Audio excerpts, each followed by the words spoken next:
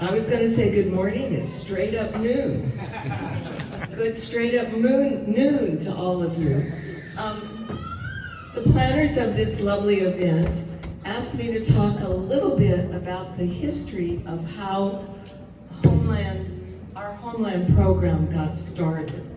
We have a lot of thanks to give to the Art Council for funding us originally and for them hiring Terry Liu, an ethnomusicologist who came to Long Beach and to the greater LA area, learning all about ethnic music all over LA.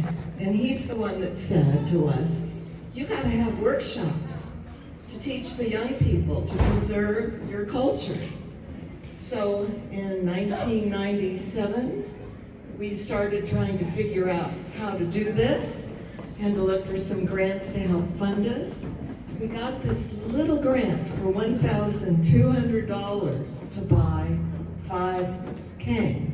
And we had the vision of starting the program by teaching the Kang, finding a master artist to teach it. 4 of us or 5 of us, I had made my living as a flight attendant, and I had the ability to get some cheap tickets for people way back then. So 5 of us got on a United Airlines plane and flew to Sacramento. Some lovely family met us and fed us lunch.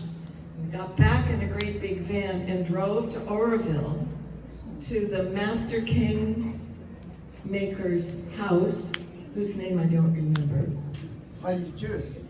Okay, Vaichu? Vaichu. Okay. We sat around in a circle in his garden, and he passed around King, and they all got tried out until we arrived at 5 that we thought we could afford, that we thought were good enough. We bought them. We went to someplace to buy bubble wrap.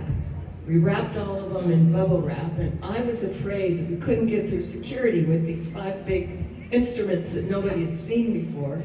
So I put on my flight attendant uniform and avoided security and took them directly to the bottom of the airplane, into the hold of the airplane.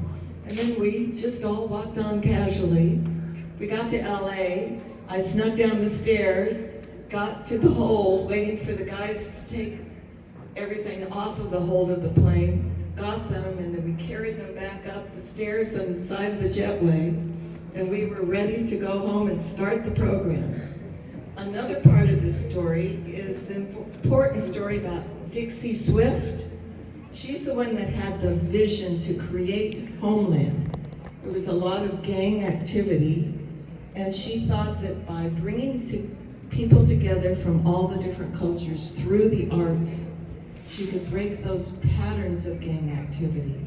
So it was her vision, along with Mamazar Gamboa, whose poetry and face are on the side of the building next door, to start Homeland. So we're trying to figure out, where are we going to have people learn to play the king? And then it dawned on us, well, Dixie's created Homeland. The only day left by the time we asked her if we can do it here was Sundays. And she gave us Sundays.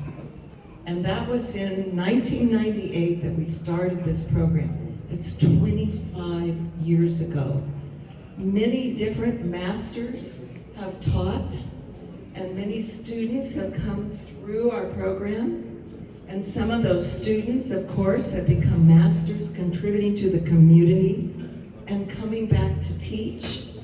I think this is just the most beautiful and incredible accomplishment that you, the leaders, the master artists, and the students have carried on your beautiful culture in this way for 25 years. I think you should all give each other applause for that.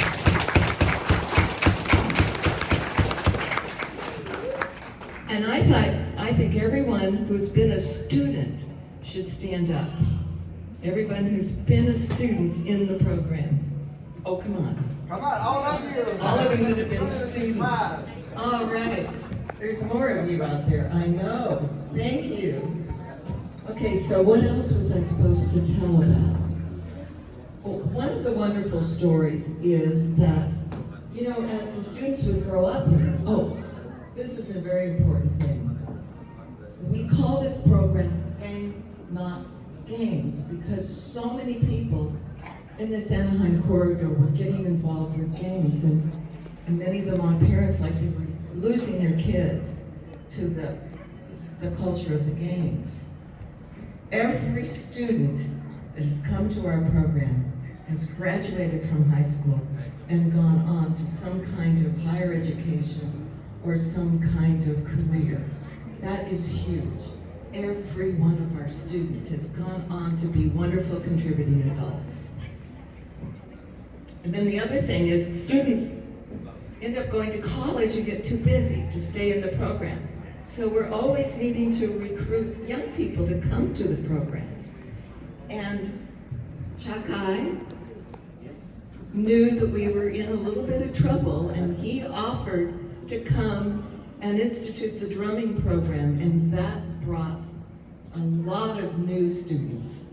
We were very, very grateful for your vision. And the vision of the drumming is that it creates strength and community. And that's what we're all about, strength and community. So thank you all for doing this beautiful work.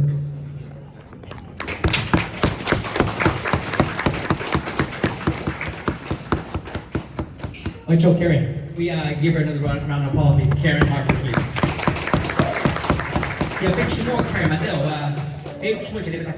She works very hard, tirelessly to give us the grant that we need to get this to operate this. And then our next distinguished guest, she was our ribbon cutter for our New Year last year. I'd like to invite Gail Morrison. She's also an author of a few Hmong books too as well. So, Gail Morrison.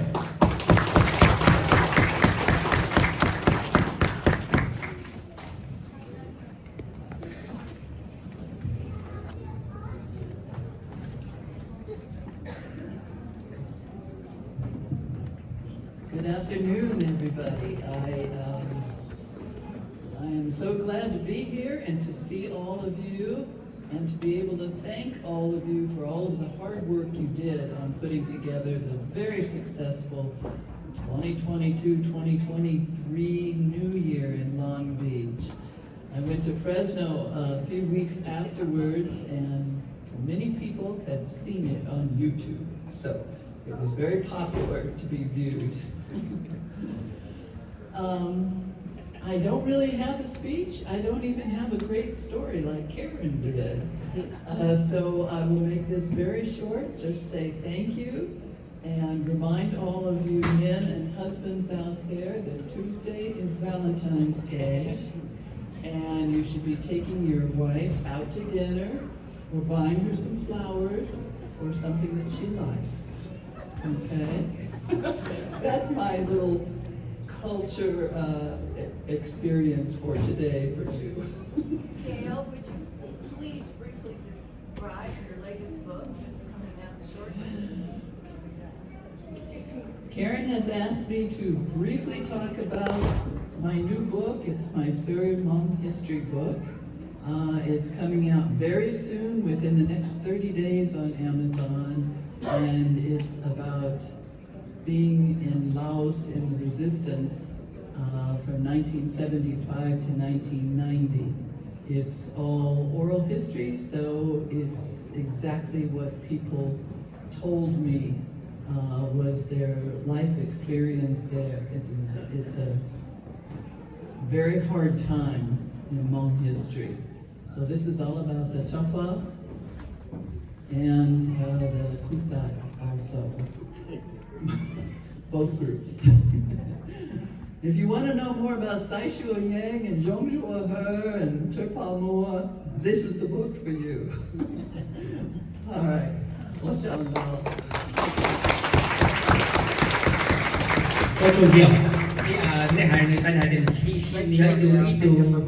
Lady shown that she has a book coming out in less than a month on Amazon. So ta chơi ta support hơn rồi. Thank you Gil so much. Okay, big